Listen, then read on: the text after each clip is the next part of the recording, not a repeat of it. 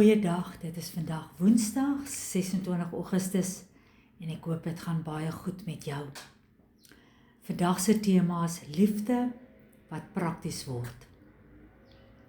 Ek lees vir jou 1 Johannes 3 vers 16 tot 18. Hieraan weet ons wat liefde is. Jesus het sy lewe vir ons afgelê.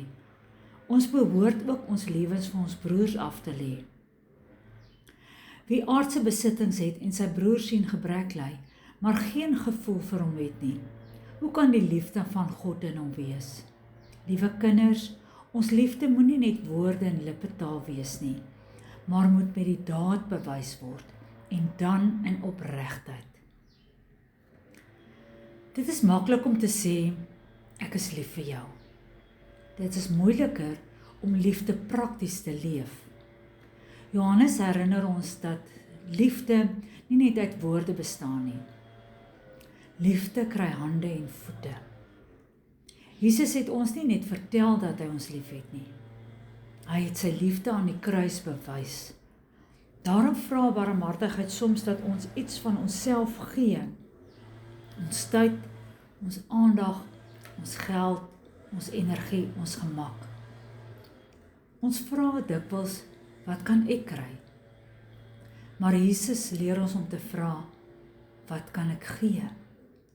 Miskien het iemand nie vandag 'n groot geskenk nodig nie. Miskien het hulle net 'n oor nodig wat luister, 'n bord kos, 'n bemoedigende woord, 'n gebed, 'n besoek. Dit is hoe liefde 'n gesig kry. Wanneer liefde uit ons hart in ons hande kom, word dit barmhartigheid. Doen hierdie week iets vir iemand wat jy nie hoef te doen nie. Iets waarvoor jy geen erkenning verwag nie.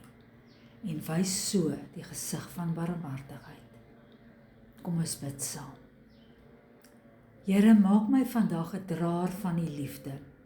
Waar daar hartseer is, laat my hoop bring. Waar daar eensaamheid is, laat my teenwoordigheid bring. Waar daar nood is, laat my help.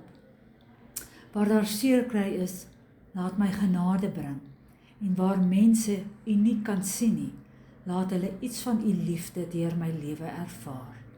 Here, gebruik my vandag. Amen.